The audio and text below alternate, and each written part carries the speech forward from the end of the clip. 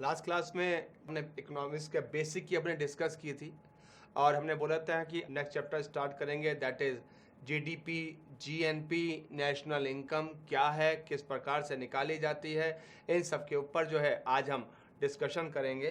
That is our main part of the economic, क्योंकि ये आपको पता ही है कि जब भी हमारी सरकार हमारी अर्थव्यवस्था के ऊपर बात करती है, किस चीज़ के ऊपर बात करती है? जीडीपी के ऊपर बात करती है, ग्रॉस डोमेस्टिक प्रोडक्ट। आपने देखा होगा कि सरकार हमेशा इस चिंता में रहती है सकल घरेलू उत्पाद को किस प्रकार से बढ़ाया जाए, क्योंकि अगर हम सकल घरेलू उत्पाद को बढ़ाते हैं तो इसका एक सिंपल सा अर्थ बन जाता है कि हमारी अर्थव्यवस्था बढ़ रही है, आगे जा रही है, क्योंकि हम क्या कर रहे हैं? उत्पादन को बढ़ा रहे हैं, सेवाओं को बढ़ा रहे हैं, हमारे देश की इनकम क्या हो रही है? जनरेट हो रही है। जब इनकम जनरेट हो रही है तो इसका सिंपल सा अर्थ हो गया कि हमारी अर्थव्यवस्था क्या कर रही है? आगे की तरफ बढ़ रही है। लेकिन इसमें सबसे इंपॉर्टेंट चीज जो आती है वो यही आती है कि अर्थव्यवस्था में जीडीपी कहते किसे हैं? एक बहुत ही विचित्र सा सवाल है मेरे पास भी। देखिए, हम डेली एक चीज पढ़ते हैं कि जीडीपी क्या है, किस प्रकार से काम करते हैं, ये हम डेली पढ़ते रहते हैं। सरकार ने बताया कि हमारा जीडीपी जो था वो गिर गया, वो ऊपर उठ गया, हम लगातार बात करते रहते हैं। लेकिन समस्या ये है कि हम ये कभी जानने का प्रयास ही नहीं करते कि जीडीपी कहते किसे हैं। समय सिर्फ इतना पता है, आज सरकार ने बताया कि हमारी जीडीपी जो थी वो 6.8% से बढ़ गई। और यहां पर एक बहुत बड़ी समस्या है। हमने बोला कि हमारी जीडीपी 6.8% से बढ़ गई, सरकार ने ये बोला, हमने माना कि हमारा जीडीपी जो हो गया वो 6.8% हो गया, जो कि it is not like that. तो यही हम कंफ्यूजन जो है आज हम दूर करेंगे इन सब चीजों को, और हम जीडीपी को एक डिटेल में पढ़ेंगे। उसके बाद हम बात करेंगे आगे नेशनल इनकम क्या होती है, जीएनपी किस प्रकार से निकाला जाता है, क्या चीजें होती है, हम उसके ऊपर जो है हम पूरा डिटेल में जो है आज हम डिस्कस करेंगे। किसी भी देश की भौगोलिक सीमा के भीतर अंतिम रूप से उत्पादित सभी वस्तुओं तथा सेवाओं का कुल मूल्यमान सकल घरेलू उत्पाद कहलाता है, जिसमें हम घरेलू सेवाओं तथा हस्तांतरण लाभ को शामिल नहीं करते।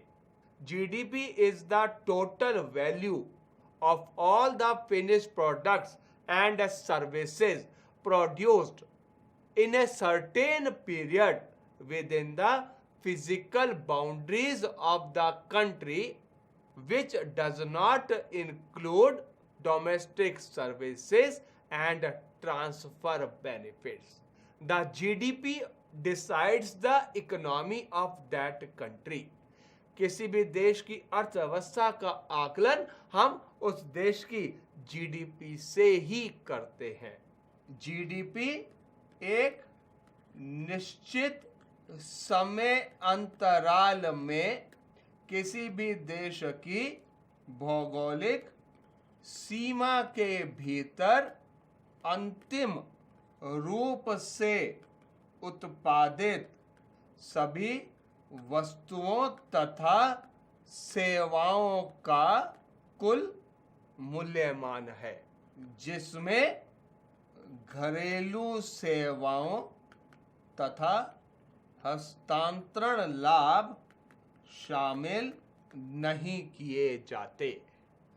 यानी कि किसी भी देश की भौगोलिक सीमा के भीतर, यानी कि हम बात करें भारत की, यानी कि भारत की जो भी बाउंड्रीज है, भारत की चाहे वो हमारी फिजिकल बाउंड्रीज हो, चाहे हमारी कोस्टल बाउंड्रीज हो, हमारी जितनी भी भारत की सीमा है, भारत की सीमा के भीतर अंतिम रूप से उत्पादित सभी वस्तुओं का कुल मूल्यमान, इसको हम क्या कहते हैं? जीडीपी कहते हैं। यानी कि एक निश्चित समय अंतराल हमारे लिए वो क्या होता है? अप्रैल 1 से लेकर मार्च 31, यानी कि 1 अप्रैल से लेकर 31 मार्च के बीच में हमारे देश में जो कुछ भी बनकर तैयार हुआ उसका कुल मूल्यमान जीडीपी कहलाता है।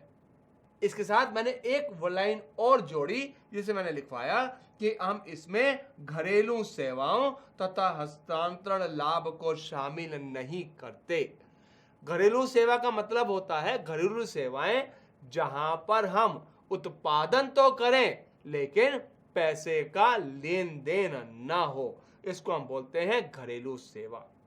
जैसे घर में महिलाएं खाना बनाती हैं, खाना बनाया, हमने खाया, कोई पैसे का लेन देन तो नहीं हुआ, तो ये क्या हो गया, ये जीडीपी का हिस्से में शामिल नहीं किया जाएगा। किसान ने फसल उगाई, किसान ने फसल उगा के बाजार में बेची, जीडीपी का हिस्सा बन गया। लेकिन उसने कुछ फसल निकालकर अपने घर में अपने पर्सनल प्रयोग के लिए रख दी, अपने वैयक्तिक प्रयोग के लिए रख दी, वो क्या होगी, वो जीडीपी का हिस्सा नहीं बनेगी।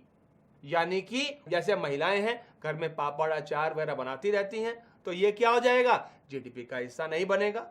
लेकिन यदि वही महिलाएं जब पापड़ अचार या कुछ और वस्तुएं बनाकर बाजार में बेचने लगे, उससे जो इनकम जनरेट होगी वो क्या हो जाएगी, वो हमारी जीडीपी का हिस्सा बन जाएगी। That is called our GDP. इसके बाद मैंने लिखवाया हस्तांतरण लाभ, यानी कि जहां पर पैसा तो मिले लेकिन उत्पादन ना हो, यानी कि बिना उत्पादन के, बिना काम किए, बिना सेवा दिए यदि आपको पैसा मिल जाता है तब भी वो जीडीपी का हिस्सा नहीं बनेगा। जैसे सरकार क्या करती है, सरकार स्कॉलरशिप्स देती है, स्कॉलरशिप्स क्योंकि बिना उत्पादन के दिया हुआ पैसा जीडीपी का हिस्सा नहीं बनेगा। या जैसे अब अभी कहें कि सरकार ने बोला कि किसानों को किसान सम्मान योजना के अंतर्गत 6,000 रुपए सालाना दिए जाएंगे, यानी कि बिना उत्पादन के सरकार द्वारा 6,000 रुपए दिया जाना, यह हमारा क्या बनेगा, जीडीपी का हिस्सा नहीं बनेगा। पॉकेट मनी, हमने पापा से, मम्मी से, भाई से, किसी से अपने पॉकेट मनी ली, जीडीपी का हिस्सा नहीं बनेगी क्योंकि पैसे का लेन देन तो हुआ लेकिन हमने उसको जीडीपी में शामिल नहीं करेंगे। या हमने घर में अपने छोटे भाई बहनों को पढ़ाया, हमने सेवा दी लेकिन पैसा तो नहीं लिया हमने उनसे, या माता पिता ने हमें पढ़ाया, बिना पैसे के पढ़ाया, तो ये जीडीपी का हिस्सा नहीं, सेवा तो दी गई लेकिन जीडीपी का हिस्सा नहीं बनेगा। क्योंकि यानी कि जीडीपी में दोनों चीजें होनी चाहिए, उत्पादन भी होना चाहिए और उसके साथ साथ पैसे का लेन देन भी होना चाहिए, तभी वो बनेगा हमारा जीडीपी, अदरवाइज जीडीपी में शामिल नहीं किया जाएगा। अगर हम जीडीपी की बात करें, अगर हम भारत की बात करें, तो जैसे हमने बोला कि अप्रैल 1 से लेकर किसी भी कार्यकाल में, अगर हम बात करें अप्रैल 1 2018 से लेकर 31 मार्च 2019 के दौरान हमारे देश में, कि हम बात करें, बार बार बात करें अंतिम रूप से, यानी कि जो वस्तु बनकर पूरी तरह से तैयार हो गई केवल वही जीडीपी के अंदर शामिल होगी। अगर कोई वस्तु आधी अधूरी बनी हुई है तो वो जीडीपी का हिस्सा नहीं बनेगी। That should understand very very very clearly. अगर हम जीडीपी की बात करें, जैसा ने बोला 1 अप्रैल 2018 से लेकर 31 मार्च 2019 के बीच में हमारे देश में जितनी भी सेवाएं दी गई, जितना भी उत्पादन हुआ, वो उत्पादन जो अंतिम रूप से बनकर तैयार हो गया, उसकी वैल्यू क्या कहलाएगी, जीडीपी कहलाएगी। याद रखिएगा, अगर हम बात करें 31 मार्च 2019 हमारा जीडीपी कितना था, अगर आपसे पूछा जाए, अगर जब हम पढ़ाते हैं तो जल्दी बच्चों से पूछते हैं कि हमारा जीडीपी कितना है, तो बच्चे बताते हैं सर इस बार हमारा जो जीडीपी है वो 6.8% रहा, या 6.7% रहा, या 6.9 रहा, 7 रहा, what ever it is. Understand one thing very clearly, जो आप बता रहे हैं, जो आप फिगर बता रहे हैं, वो हमारा जीडीपी नहीं है, वो हमारा जीडीपी ग्रोथ रेट है, जीडीपी विकास दर है। यानी कि 2017-18 के मुकाबले 18-19 में हमारे जीडीपी में कितनी प्रतिशत की अधिक वृद्धि हुई। जीडीपी मैंने बहुत ही क्लियरली आपको बताया, जीडीपी का मतलब होता है टोटल वैल्यू, यानी कि हमारे देश में जो कुछ भी बनकर तैयार हो गया उसकी MRP, market price, market value क्या है, वो जीडीपी। जैसे हम बात करें, हम इस पेन की बात करें, मान लीजिए ये पेन 2000 का बनकर तैयार हुआ और ये 1 जनवरी 2019 को बनकर तैयार हुआ, तो ये क्या हो गया, ये हमारा जीडीपी का हिस्सा बन गया, यानी कि 2000 रुपए हमारी जीडीपी में शामिल हो गए। लेकिन मान लीजिए कोई कार बनाने वाली फैक्ट्री है, उसने 20 मार्च को एक कार बनानी तैयार करी, कार 90% बनकर तैयार हो गई, 8 लाख की कार थी, 7 लाख का काम हो चुका है, लेकिन अभी कार 31 मार्च तक बनकर तैयार नहीं हुई है, यानी कि जीडीपी में शामिल नहीं की जाएगी। अब अगले साल जब वो बनकर तैयार हो जाएगी, तब उसकी पूरी वैल्यू हम उस साल की जीडीपी में लेंगे। हम ये ऐसा इसलिए करते हैं कि ताकि डबल कैलकुलेशंस ना हो जाए। अगर हम बात आपसे पूछा जाए 31 मार्च 2019 हमारा जीडीपी कितना था, यानी कि 1 अप्रैल 2018 से लेकर 31 मार्च 2019 के बीच में हमारे देश में कुल कितना उत्पादन हुआ, याद रखिएगा इसकी टोटल वैल्यू है, हम इसको डॉलर्स में निकालते हैं, 2.77 ट्रिलियन डॉलर, 2.77 ट्रिलियन डॉलर। ये था हमारा जीडीपी, जो लगभग 6.8% के हिसाब से बढ़ा, यानी कि ये हो गई हमारी ग्रोथ रेट, विकास दर। यानी कि पिछले साल हमारी जीडीपी थी लगभग 2.6 ट्रिलियन डॉलर की, यानी कि 2.6 ट्रिलियन डॉलर में अब बढ़कर हो गई कितनी, 2.77 ट्रिलियन डॉलर, यानी कि उसमें जो विकास गति हुई, जो उसमें विकास दर बढ़ी, that is called our GDP growth rate 6.88%।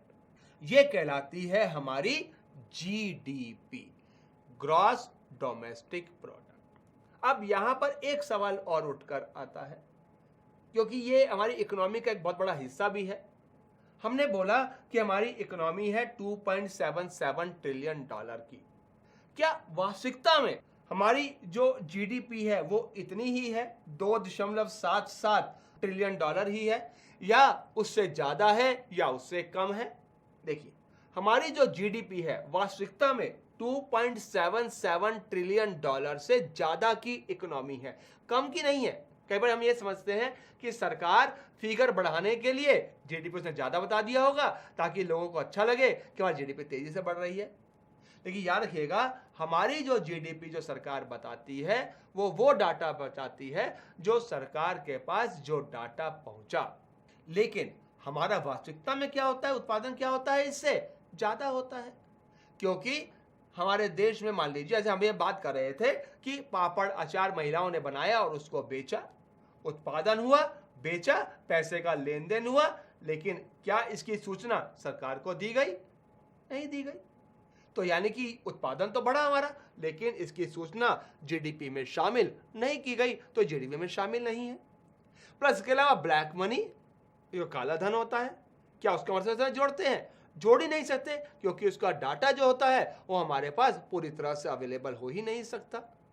That is the reason हमारी जीडीपी वास्तविकता में इससे ज्यादा होती है। लेकिन क्योंकि जो डाटा सरकार के पास पहुंचता है, सरकार केवल उसी डाटा को बताती है और उसी के अंतर्गत कार्य करती है। ये माना जाता है कि वर्तमान समय में जो भारत की जो इकोनॉमी है, जो जीडीपी है, लगभग 3.5 ट्रिलियन डॉलर की इकोनॉमी है, यानी कि लगभग हमारा जो उत्पादन है करीब 0.7 ट्रिलियन डॉलर ज्यादा है जो हम बताते हैं। लेकिन चूंकि उसके आंकड़े हमारे पास अवेलेबल नहीं है, इसलिए हम उनको इसके अंतर्गत शामिल नहीं करते। That is called our GDP. दूसरी चीज, एक और चीज आती है, क्या हम कभी अपनी अर्थव्यवस्था में से काले धन को हटा सकते हैं? क्या हमारा डाटा कभी परफेक्ट डाटा बन सकता है? याद रखिएगा, कभी नहीं बन सकता। द रीजन इज कि सरकार सभी आंकड़े इकट्ठे नहीं कर सकती और सभी लोग सरकार तक अपने आंकड़े पहुंचा भी नहीं सकते। यानी कि जो उत्पादन होता है, ब्लैक मनी जो होता है, सरकार केवल इतने से प्रयास करती है कि जो ब्लैक मनी है वो एक नियंत्रण से अंदर रहे, वो नियंत्रण से बाहर ना हो जाए। ऐसा ना हो जाए हमारी जो अर्थव्यवस्था है उसके पैरेलल हमारी जो ब्लैक मनी है वो एक पैरेलल इकोनॉमी चलाने लगे, ऐसा नहीं होना चाहिए। केवल इतनी सी बात हो। तो that is called our GDP, gross domestic product. किस प्रकार से ये आता है, जो कुछ भी हमारे देश में बनकर तैयार हुआ, चाहे वो किसी विदेशी ने बनाया हो, चाहे वो किसी इंडियन ने बनाया हो, चाहे वो घर में बना हो, चाहे वो फैक्ट्री में बना हो, चाहे घटिया से घटिया वस्तु बनी हो, चाहे बढ़िया से बढ़िया वस्तु बनी हो, क्वालिटी, और यहाँ पे क्वालिटी की कोई बात नहीं करते, केवल हम बात करते हैं क्वांटिटी की, कितना उत्पादन हुआ। That is called our GDP. जब हम जीडीपी निकालते हैं तो इसके साथ साथ हम एक और चीज भी निकालते हैं, that is called our NDP, that is net domestic product, शुद्ध घरेलू उत्पाद, जिसका अर्थ होता है GDP minus depreciation, GDP minus मूल्य ह्रास, या इसको एक और नाम भी दे देते हैं, दैट इज कॉल्ड घिसावट। क्योंकि जब कुछ उत्पादन हुआ तो उत्पादन का प्रयोग भी हुआ होगा, यानी कि उसकी वैल्यू में क्या हुआ होगा, कुछ कमी भी आई होगी। जो कमी आई होगी उसको हम अपने जीडीपी में से माइनस कर देंगे तो क्या निकल जाएगा, हमारा एनडीपी निकल कर आ जाएगा। जैसे एग्जांपल लेते हैं, सपोज कीजिए 1 जनवरी 2019 एक बाइक बनकर तैयार हुई जिसकी वैल्यू थी, मान लेते हैं 70,000 रुपए। बाइक बनकर तैयार हुई, पूर्ण रूप से बनकर तैयार हो गई, तो ये क्या हो जाएगा, ये बाइक की वैल्यू क्या हो जाएगी, ये हमारा जीडीपी बन गया, ग्रॉस डोमेस्टिक प्रोडक्ट, क्योंकि वस्तु बनकर तैयार हुई है हमारी इस साल में।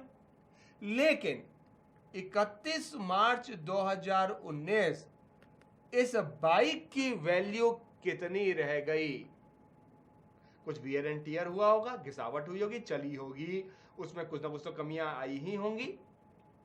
तो उसमें जो वो कमी रह गई वो क्या कहलाती है, हमारा, मान लीजिए 70,000 की बाइक थी, इसकी वैल्यू घटकर रह गई, मान लेते हैं हम 50,000 रुपए।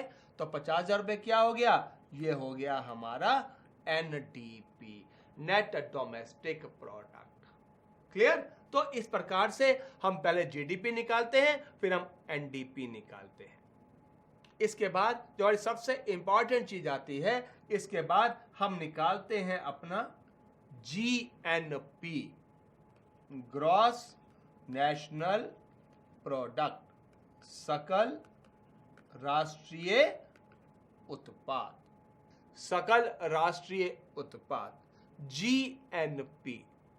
क्या होता है जीएनपी, इसका मतलब होता है GDP plus net factor income from abroad, GDP plus विदेश से प्राप्त शुद्ध कारक।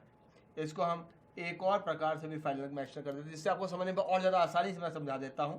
That is GDP plus X minus M. GDP हम एक ही बात है, इसको हम नेट फैक्टर इनकम के प्रकार से लिखें या GDP plus X minus M करके लिखें, एक ही बात होती है। जहां पर एक्स का मतलब होता है भारतीयों के द्वारा विदेश में कमाई गई आय, जिसको लेकर वो भारत आ गए। एम बिल्कुल इसका उल्टा, विदेशियों द्वारा भारत में कमाई गई आय, जिसे भारत से बाहर भेज दिया गया। यानी कि पहले बात करेंगे एक्स, यानी कि भारतीयों द्वारा विदेश में कमाई गई आय, जिसे लेकर वो भारत आ गए। बहुत से भारतीय हैं जो विदेश में काम कर रहे हैं। अब उन्होंने वहां पर उस देश में जो कुछ कमाया वो उस देश की जीडीपी का हिस्सा बन गया, क्योंकि उत्पादन वहां पर हुआ। लेकिन उन्होंने वहां से जो पैसा हमारे देश भेज दिया वो क्या हो गया हमारा, उसको हमारी जीएनपी का हिस्सा बन गया। हम अपने जीडीपी में हम उसको ऐड कर लेंगे, क्योंकि जीडीपी हमारा देश का उत्पादन है, प्लस विदेश से जो आए भारत में आ गई, जो भारतीयों ने भेजी, उसको हम प्लस कर लेंगे तो हमारा जीएनपी क्या हो जाएगा, बढ़ जाएगा। जैसे हम बात करें गल्फ कंट्रीज में बहुत से इंडियंस हैं, वहां जॉब कर रहे हैं, उन्होंने वहां पर जो कुछ कमाया वो वहां की जीडीपी का हिस्सा बन गया, और उन्होंने वो पैसा, वहां से जो पैसा अपने देश, अपने परिवारों को भेजा, वो क्या हो गया, वो हम उसको अपने जीएनपी में शामिल कर लेंगे। या हम एक परफेक्ट एग्जांपल ले लें, बहुत से बड़े बड़े इंडियंस हैं जो विदेश में काम, जैसे बात कर रघुराम राजन, भारतीय व्यक्ति हैं, एनआरआई हैं, विदेश में कमा रहे हैं। उन्होंने वहां पर जो कुछ कमाया, स्टैनफोर्ड यूनिवर्सिटी में पढ़ाया, उन्होंने जो कुछ कमाया वहां की जीडीपी का हिस्सा बन गया, और वहां से पैसा उन्होंने भारत भेजा, हमारा जीएनपी बन गया। या हम बात करें प्रियंका चोपड़ा, प्रियंका चोपड़ा ने क्वांटिको सीरियल किया हॉलीवुड में, उन्होंने जो सीरियल किया वहां से जो भी इनकम जनरेट हुई वो वहां का जीडीपी बन गया, और उन्होंने वो पैसा वहां से भारत भेजा होगा, हमारा जीएनपी का हिस्सा बन जाएगा। यानी कि भारतीयों ने जो भी पैसा विदेश में कमाया और उसे लेकर भारत आ गए, ये बनता है हमारा जीएनपी का प्लस फैक्टर। माइनस की बात करें एम, बिल्कुल इसका उल्टा, जो विदेशी भारत में कार्य कर रहे हैं, यहां पे कमाया, यहां पर वो पैसा उन्होंने अपने देश भेज दिया, तो क्या हो जाएगा हमारा एम, क्या हो जाएगा, इनकम में से माइनस कर लेंगे हम इसको जीडीपी में से, क्योंकि उत्पादन हमारे देश में हुआ था लेकिन पैसा देश से बाहर चला गया, तो ये क्या हो जाएगा हमारा जीएनपी में से इसको हम माइनस कर लेंगे। जैसे हम बात करें मैकडोनल्ड्स, मैकडोनल्ड्स ने इंडिया में जो कुछ भी कमाया हमारी इनकम बन गया, हमारा जीडीपी का हिस्सा, उत्पादन यहां पर हुआ, बिका यहां पर, सब कुछ यहां पर हुआ, हमारा जीडीपी का हिस्सा बन गया। लेकिन उन्होंने कुछ पैसा जो था अपने देश को ही भेजा होगा, अपनी पेरेंट कंपनी को भेजा, जो उनकी मालिक कंपनी है वहां पर उनको पैसा भेजा होगा, क्योंकि यहाँ पर उनका फ्रेंचाइजी है। यहां से जो भी पैसा वहां पर भेजा हम उसको अपने जीएनपी में से माइनस कर देंगे, ताकि हमारा जो है नेट फैक्टर इनकम निकल सके, यानी कि विदेश से भारत में जो आय हो। क्योंकि पता ही होगा, अगर हम इसके अंदर रेमिटेंसेस की बात, जमाओं की बात करें, जो विदेश से पैसा भारत में आता है, विश्व में सबसे अधिक पैसा कौन से देश में आता है, हमारे ही देश में आता है। पिछले साल लगभग 80 अरब डॉलर भारत में भारतीय द्वारा विदेश से भेजी गई इनकम थी।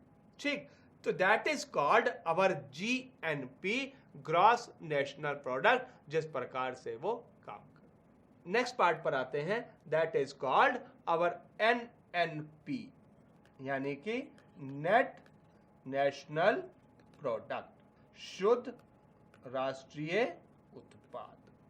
सेम जैसे हमने जीडीपी से जीएनपी निकाला था, सेम वैसे ही हम जीएनपी से एनएनपी निकालेंगे, यानी कि GNP minus depreciation, GNP minus मूल्यह्रास या घिसावट, इसको हम बोलते हैं एनएनपी, नेट नेशनल प्रोडक्ट। यानी कि जो हमारे देश में विदेशियों से जो हमारा फाइनल जीएनपी था, उसमें से जो भी हमारा मूल्यह्रास हुआ, जो भी टूट फूट हुई, या जो भी उसकी वैल्यू में कमी आई, वो सब क्या कहलाती है, हमारा एनएनपी का हिस्सा कहलाती है। और सबसे इंपॉर्टेंट चीज, यही जो एनएनपी होती है, यही कहलाती है हमारी national income on market price, बाजार मूल्यों पर राष्ट्रीय आय, बाजार मूल्यों पर राष्ट्रीय आय, ये कहलाती है हमारा एनएनपी, नेट नेशनल प्रोडक्ट।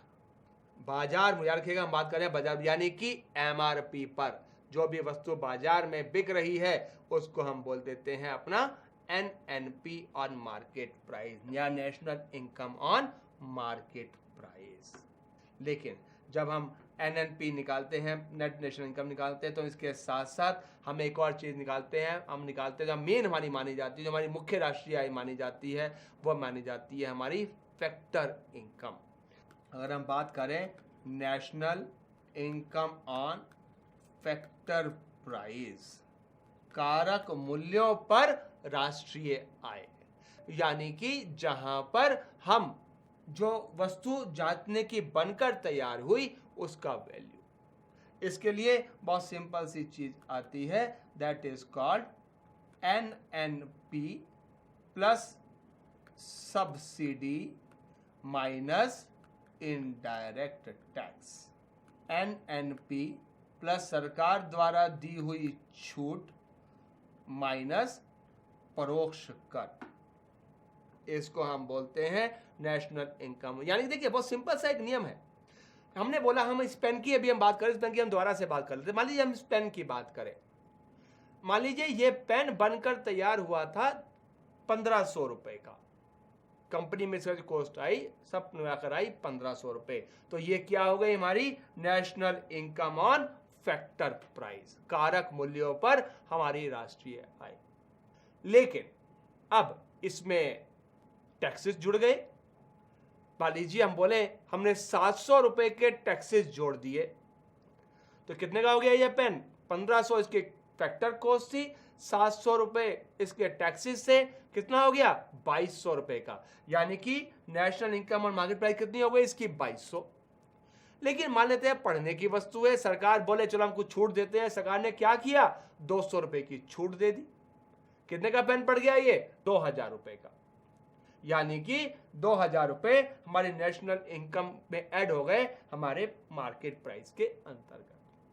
लेकिन वास्तविक पेन कितने का बनना था? ये 1500 का। यानी कि ये कहलाती है हमारी national income on factor price, जो हमारी बनकर जो वस्तु तैयार हुई, और नेशनल मार्केट प्राइस जो उसका बाजार मूल्य है, जिसमें सारे टैक्सेस छूट वगैरह को सबको एडजस्ट करने के बाद जो उसकी प्राइस निकल कर आती है।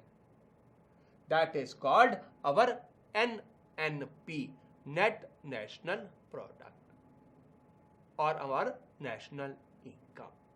क्लियर हो गया ये चीज? अब हमने बात करी, यहां पर हमने बात करी नेशनल इनकम की। अब जब हमने नेशनल इनकम निकाल लिया तो इसके साथ साथ हम एक और चीज भी निकालेंगे। हम यहां पर एक और चीज निकालते हैं, that is called per capita income, प्रति व्यक्ति आय। प्रति व्यक्ति आय का मतलब होता है नेशनल इनकम यानी कि राष्ट्रीय आय डिवाइडेड बाय टोटल पॉपुलेशन, कुल जनसंख्या। ये कहलाती है हमारी प्रति व्यक्ति आय, national income divided by total population. जो भी हमारी राष्ट्रीय आय आएगी उसको अपनी हम कुल जनसंख्या से डिवाइड कर देंगे तो बन जाएगी हमारी प्रति व्यक्ति आय। और अगर हम भारत की बात करें, अगर हम बात करें अभी 31 मार्च 2019 के सारे डाटा निकल के नहीं आए हैं, लेकिन अगर बात करें हम 31 मार्च 2018, हमारी जो प्रति व्यक्ति आय थी वो थी $1940 पर एनम पर पर्सन। यानी कि हम सब चीज़ें डॉलर्स में निकालते हैं। 1940 रुपए प्रति वर्ष जो है ये डाटा जो है इस प्रकार से जो है ये निकल कर आता है। इसमें एक क्वेश्चन और भी आ जाता है कि जब हम प्रति व्यक्ति आय की बात करते हैं तो सबसे अधिक प्रति व्यक्ति आय कौन से राज्य की है और सबसे कम आय कौन से राज्य की है? तो याद रखिएगा हमारे देश की जो प्रति व्यक्ति आय है जो सबसे अधिक है that is of Goa. Goa की जो प्रति व्यक्ति आय है वो है करीब 3,70,000 रुपए प्रति व्यक्ति प्रति वर्ष। हमारे देश में जो सबसे अधिक जो प्रति व्यक्ति आय है वो गोवा की है। और अगर हम बात करें सबसे कम तो ये कौन से राज्य की है? That is of Bihar. Bihar की राष्ट्रीय आय है करीब 70,000 रुपए प्रति व्यक्ति प्रति वर्ष के आसपास जो है प्रति व्यक्ति आय है बिहार की। याद रखिएगा ये एक बहुत ही इंपॉर्टेंट चीज है, क्योंकि प्रति व्यक्ति आय हमें ये बताती है कि हमारी जो है वो परचेजिंग पावर किस प्रकार की है, हमारी इकोनॉमी को बहुत अधिक प्रभावित भी करती है। और इसमें एक क्वेश्चन और आता है, बहुत ही रेगुलर क्वेश्चन है जो एग्जाम से पूछा जाता है कि हमारे देश में सबसे पहले जीडीपी, जीएनपी, नेशनल इनकम, प्रति व्यक्ति आय, पर कैपिटा इनकम, ये सबसे पहले किस व्यक्ति ने निकाली और कब निकाली? यानी कि हमारे देश में सबसे पहले जो प्रति व्यक्ति आय ये सब निकाली गई, इट वाज बाय दादा भाई नारोजी, पितामह बोलते हैं great grand man of India जिनको बोला जाता है। सबसे पहले जो हमारे देश में ये सारी आय थी निकाली दादा भाई नौरोजी। इन्होंने किताब लिखी थी poverty and un British rule in India. इस किताब के अंतर्गत जिसमें इन्होंने सबसे पहले जो भारत के जितने भी ये डाटा थे वो सब डाटा इन्होंने निकाले और उसके बारे में जो था हमको जो है वो सूचित किया। ये डाटा जो थे ये 1868 में निकाले गए थे, 1868। और जब सबसे पहले हमारे जो डाटा थे जब वो निकाले गए थे उस समय हमारा आया था 20 रुपये पर एनम प्रति वर्ष, जो अब बढ़कर कितनी हो चुकी है, लगभग 1,14,000 या 1940 डॉलर के आसपास हो चुकी है। और हमने अभी बोला है कि अपनी 2024 तक हम अपनी अर्थव्यवस्था कितनी कर लेंगे, 5 ट्रिलियन डॉलर की कर लेंगे। और हमने सरकार ने लक्ष्य रखा है कि सन 2032 तक हमें अपनी प्रति व्यक्ति आय को दुगना करना है, जो लगभग अभी 1,14,000 तक है, उसको बढ़ाकर प्रति व्यक्ति आय को 2 लाख से ऊपर लेकर जाना है। That is the data given by them.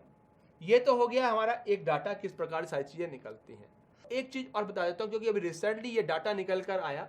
अभी विश्व बैंक ने एक लिस्ट रिलीज की है, विश्व बैंक जीडीपी डाटा, जीडीपी विवरणी 2018, यानी कि पूरे विश्व में जो जीडीपी है उसका किस प्रकार से जो डाटा है वो सब निकल के आया। इसकी जो सूचना है वो अभी विश्व बैंक ने अब रिलीज करी। इसके अंतर्गत विश्व की जो सबसे बड़ी अर्थव्यवस्था है वो है अमेरिका, लगभग 20 ट्रिलियन डॉलर, 20 ट्रिलियन डॉलर की अर्थव्यवस्था है अमेरिका नंबर 1। नंबर 2 पर है चाइना, करीब 13 ट्रिलियन डॉलर के साथ। तीसरे नंबर पर है जापान, लगभग 5 ट्रिलियन डॉलर के साथ। चौथे नंबर पर है जर्मनी, लगभग 4 ट्रिलियन डॉलर के साथ। पांचवें पर है United kingdom, UK, that is around 2.8 trillion dollar. छठे पर है फ्रांस, जिसका भी लगभग 2.8 ट्रिलियन डॉलर। और इसमें अब 7वें नंबर पर है भारत, 2.7 ट्रिलियन डॉलर के साथ। याद रखिएगा, पिछले साल हम विश्व की 6ठी सबसे बड़ी अर्थव्यवस्था थे। फ्रांस को हमने पीछे किया था और हम 6ठे नंबर पर आए। तो कुछ समय के लिए हमने ब्रिटेन को भी पीछे किया था और हम 5वें नंबर पर आ गए थे। लेकिन वापस 2018-19 में कुछ हमारी इकोनॉमिक स्लो डाउन रहे, जिस कारण से हमारी जो अर्थव्यवस्था थी वो कुछ नीचे की तरफ गई और हम जो थे अब हम विश्व की 7वें नंबर की सबसे बड़ी जो अर्थव्यवस्था है वो निकल कर आए हैं। That is the important part of our GDP, GNP, national income.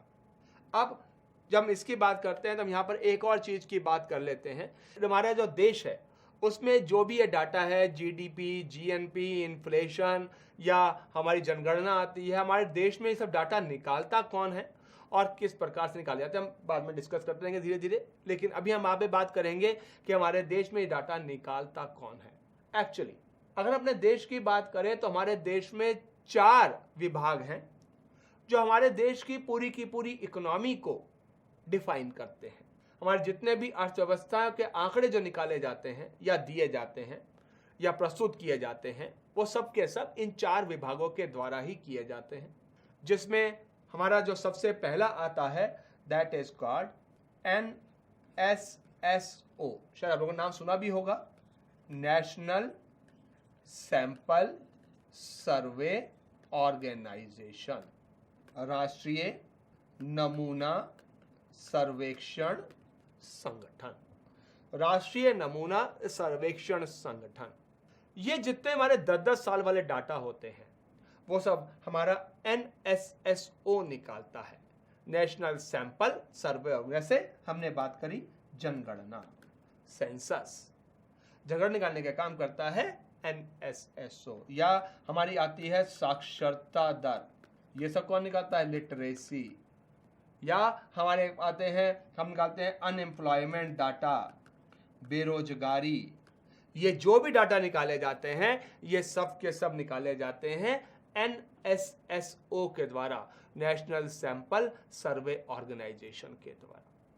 ये हो गया हमारा पहला विभाग जो हमारे सारे के सारे ये डाटा निकालता है। दूसरा होता है हमारे लिए सबसे अधिक चर्चा में रहता है और हमारे लिए सबसे अधिक डाटा रिलीज भी यही करता है, दैट इज कॉल्ड CSO। नाम आप सबने सुना होगा, CSO, that is central statistical organisation, केंद्रीय सांख्यिकी संगठन।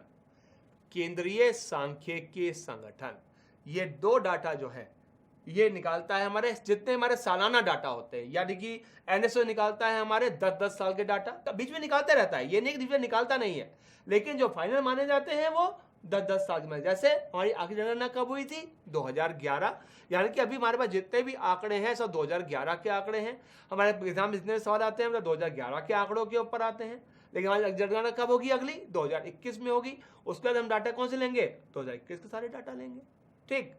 CSO ये निकालते हैं हमारे सालाना डाटा, जैसे हम बात कर रहे थे अभी मुद्रास्फीति, इन्फ्लेशन, मुद्रास्फीति, या हमारा दूसरा डाटा निकालता है दैट इज कॉल्ड इन्फ्लेशन, या हम बात करें GDP, GNP, नेशनल इनकम। ये जितने भी डाटा निकाले जाते हैं ये सभी के सभी डाटा निकाले जाते हैं किसके द्वारा?